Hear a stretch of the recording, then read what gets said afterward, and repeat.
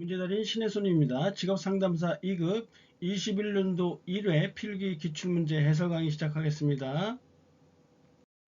3과목 직업정보론이요. 41번 워크넷에서 제공하는 청소년 직업 흥미 검사의 하위 척도가 아닌 것은 활자직이라고 했어요. 예전에 한번 나왔던 문제고요. 그래서 가치관 척도가 해당이 되어지지 않아요. 42번 한국표준직업분류에서 표준직업분류와 직능수준과의 관계가 옳지 않은 것은 1차 시험에서는 여러 차례 나왔던 것인데 21년도 1회차 실기에서도 이것이 뜬금없이 출제가 되었어요. 그래서 확실하게 외워두실 필요가 있어요. 1차에서는 굉장히 많이 나왔어요. 그래서 우리가 이거 외울 때 이렇게 외웠어요. 관전 사서 판농기장 해서 관전 사서 판농기장 해놓고 단군 이렇게 했었거든요. 단과 군도 이렇게 갈라져요. 관전은 관리자나 전문가에 해당되는 거예요. 이 관리자나 전문가는 제4 직능 수준 혹은 제3 직능 수준이 필요한 사람들이에요. 그 다음에 사서 판농 기장은 사는 사무 종사자, 서비스 종사자, 판매 종사자, 농림업 종사자, 기능원 및 관련 종사자, 그 다음에 장치, 기계, 조작, 조립 종사자, 그 다음에 단은 단순 노무자예요. 군은 군인이에요.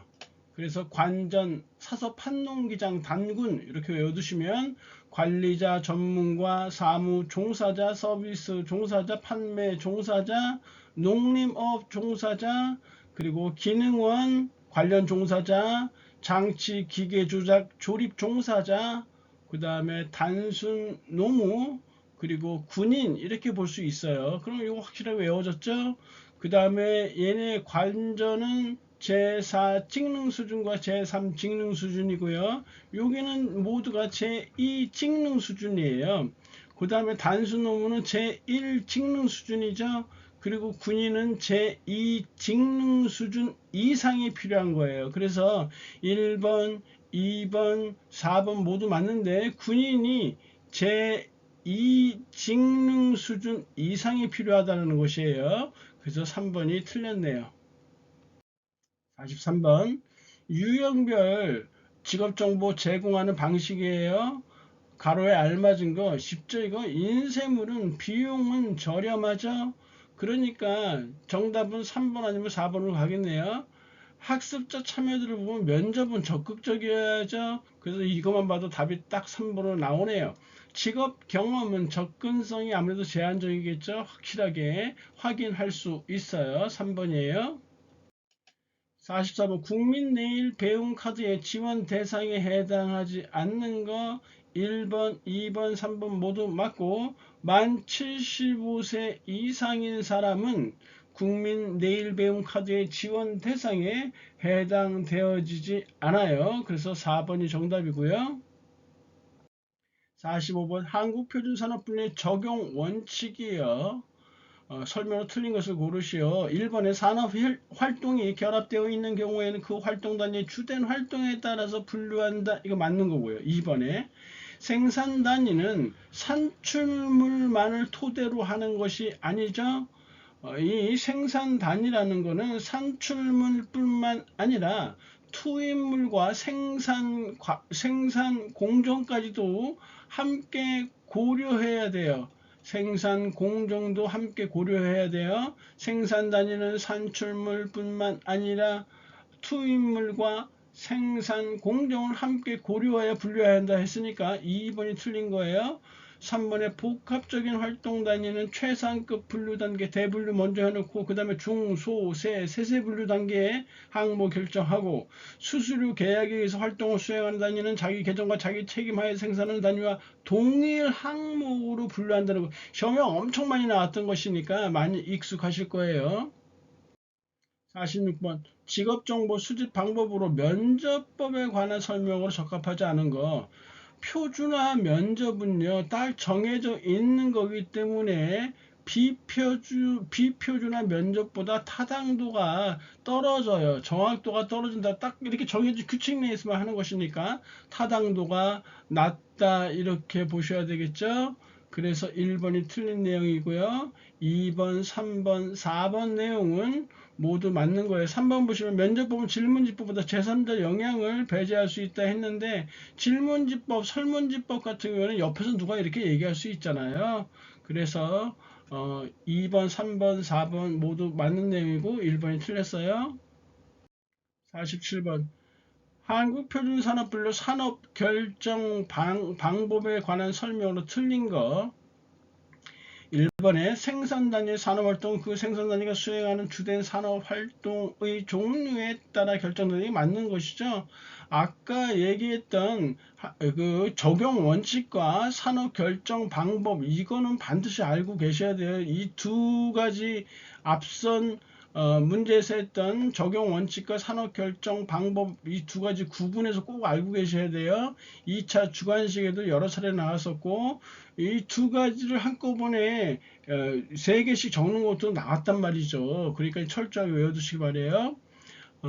2번도 이렇게 읽어보시면 맞는 내용이고 3번 보세요.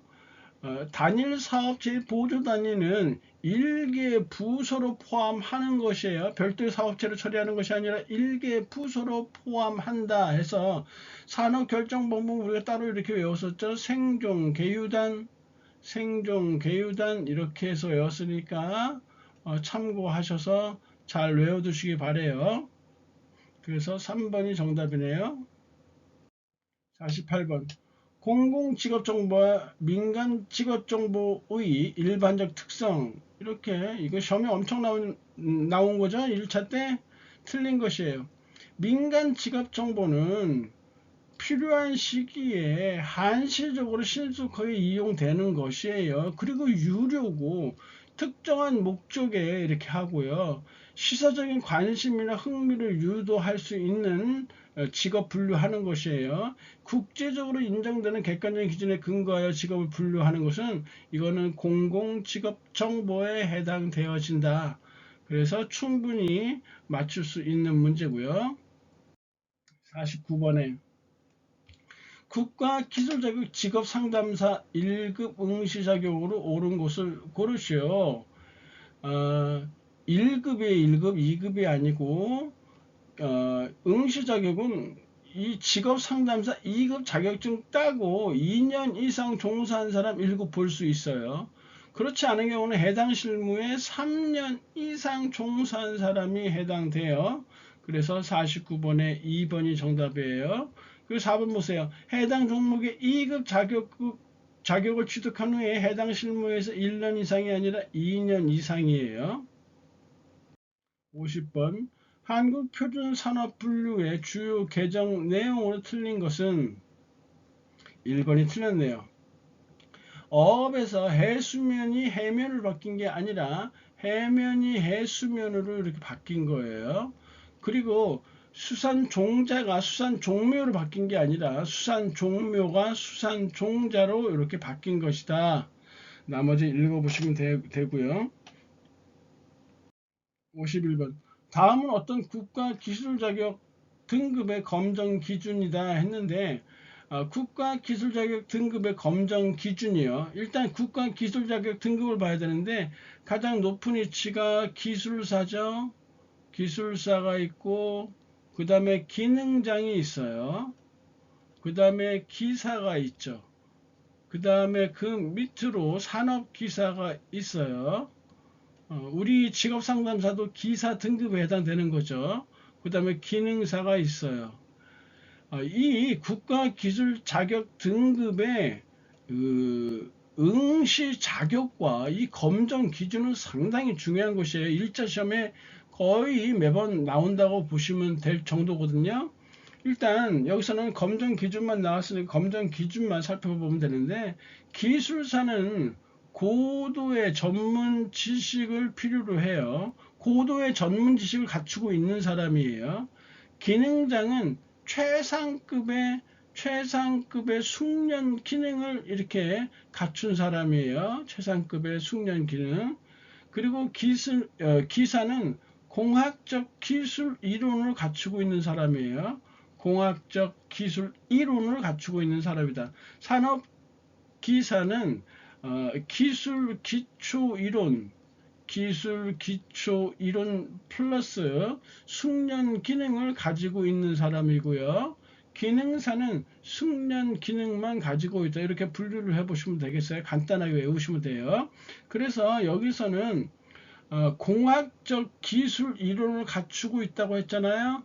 공학적 기술 이론은 여기 기사 등급에 해당되는 것이죠. 그래서 정답이 2번으로 이렇게 채택되는 거예요. 52번. 직업정보 수집 제공 시 고려할 사항과 가장 거리가 먼 것. 직업정보를 수집해서 제공하는 거예요. 그렇다면 이 대상은 일반인들을 대상으로 하는 것이잖아요. 그래서 이해하기 쉬운 용어들을 사용해야지 전문 용어를 사용해서 제공하면 읽는 사람들이 이해하기 어렵다는 것이죠. 그래서 52번에 4번이 틀렸고요. 1, 2, 3번 내용도 역시 객관식이 자주 나오는 것이니까 잘 읽어보시기 바래요. 53번. 직업훈련의 강화에 따른 효과로 가장 거리가 먼 것은 무엇이냐? 직업훈련을 강화한다. 이거 실업하고 이렇게 맞닥뜨려 놓으면 구조적 실업 해결에 도움이 되는 거예요. 직업 재훈련을 통해서 새로운 전직이나 새로운 기술에 적응할 수 있다는 것이잖아요. 그래서 이렇게 3번 산업 구조의 변화로 인해서 발생하는 게 구조적 실업이잖아요. 인력 부족, 그 직종에 맞는 기술자가 없어서 발생하는 것이 구조적 실업이란 말이에요. 그래서 직업훈련은 실업에 따져보면 구조적 실업과 밀접한 연관성을 지니고 있다라는 것이에요. 4번에 마찰적 실업이라는 것은 정보 부족으로 인해서 발생하는 실업이니까 직업훈련하고는 관계가 없어요. 그래서 53번에 4번이 틀렸네요. 54번 국가기술 자격 종목과 그 직무 분야의 연결이 틀린 것은 직업상담사 2급은 사회복지종교조처, 소비자 전문 상담사 2급은 경영회계 사무와 관련되어지는 것이고, 그리고 4번에 나와 있는 이 컨벤션 기획사도 경영회계 사무에 관련되어 있는 것이에요. 4번이 틀렸죠. 임상심리사는 보건의료와 관련되어 있겠죠. 아무래도. 55번 한국직업사전의 부가정보 중 자료에 관한 설명으로 틀린 것을 고르시오. 55번에 쭉 종합은 말 그대로 종합적으로 분석하는 것이죠. 분석은 조사하고 평가하는 것이고, 그리고 3번의 계산편을 보시면 사칙 연산을 실시하고 사칙 연산과 관련해 규정된 활동을 수행하거나 보고하는 역할 좋아요. 그런데 여기서 수를 세는 것은 포함되지 않는다라는 것이 예전에도 한번 나왔던 것이에요. 그래서 3번이 틀렸네요. 55번에는 3번이 그래서 틀렸고, 4번의 기록은 데이터를 옮겨 적거나 입력하거나 표시한다 맞는 거겠죠. 56번 다음은 무엇에 대한 설명인가? 근로자를 감원하지 않고 고용을 유지하거나 실직자를 채용하여 고용을 늘리는 사업자를 지원하여 근로자의 고용 안정 및 취약계층의 고용 촉진을 지원한다. 고용 안정 사업이에요. 단편적으로 이렇게 외워두세요. 연속적으로 계속 나오고 있어요. 57번 직업정보 조사를 위한 설문지 작성법. 이중 질문 피해야죠. 조사 주제와 직접 관련이 없는 문항 줄여야죠. 응답률을 높이기 위해 대답하기 어려운 이 민감한 질문은 앞이 아니라 뒤에 배치해야죠. 특수한 질문이나 민감한 질문은 뒤에 배치하는 것이에요. 응답의 고정 반응을 피하도록 질문 형식을 다양하게 다 맞는 거고요. 그래서 3번이 틀렸네요. 58번 한국표준직업분류에서 포괄적인 업무에 대한 직업분류 원칙에 해당하는 것은 2차 실기에서도 여러 차례 나온 것이죠. 포괄적인 업무에 대한 직업분류 원칙은 포주최생이라고 했었죠. 주된 직무 우선의 원칙, 포주, 그 다음에 최상급 직능 수준 우선의 원칙, 그 다음에 생산 업무 우선의 원칙. 그래서 포주 최생이에요. 2번에 나와 있는 포괄성의 원칙이라는 것은 직업분류 일반 원칙이에요. 직업분류 일반 원칙은 포괄성의 원칙과 배타성의 원칙으로 이렇게 되어 있어요.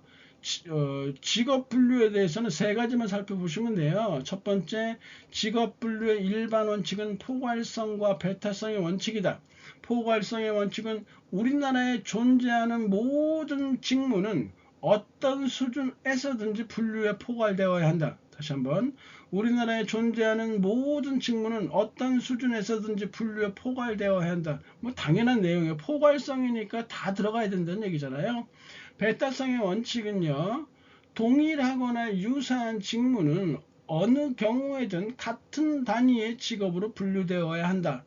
동일하거나 유사한 직무는 어떤 경우에든 같은 단위 직업으로 분류되어야 한다. 이것이 바로 직업분류 일반 원칙이고, 두 번째가 포괄적인 업무에 대한 직업분류 원칙, 포주 최생이고요.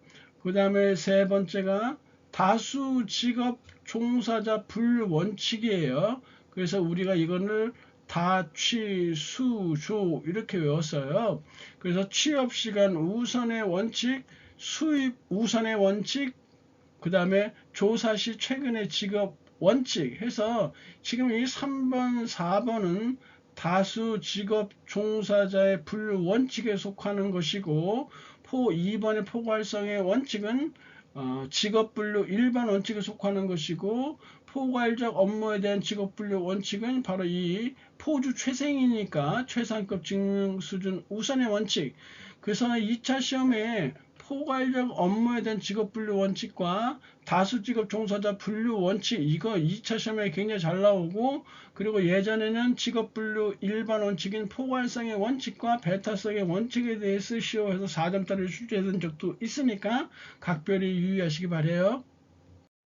59번, 워크넷에서 제공하는 정보가 아닌 것은 무엇이냐? 국가 직무능력표준 NCS는 국가에서 제공하는 것이에요. 60번, 직업 정보의 처리 단계를 옳게 나열한 것은, 그래서 우리가 이렇게 외웠었죠. 수분가, 체제 축평, 수분가, 체요, 축평, 수분가, 체제 축평, 수분가, 체제 축평. 여기에서 체계와 축적을 가로로 써놓은 것은 지금 이 문제에서는 모든 게 다 나왔지만 이 체계화나 축적은 생략해서 나오기도 하니까 일단 외우는 건 다 외워놓으시고 체계화와 축적은 들어갈 때도 있고 빠질 때도 있다라고 생각하시면 되겠네요. 강의진이 고생하셨고요. 다음 시간에 뵙겠습니다. 감사합니다.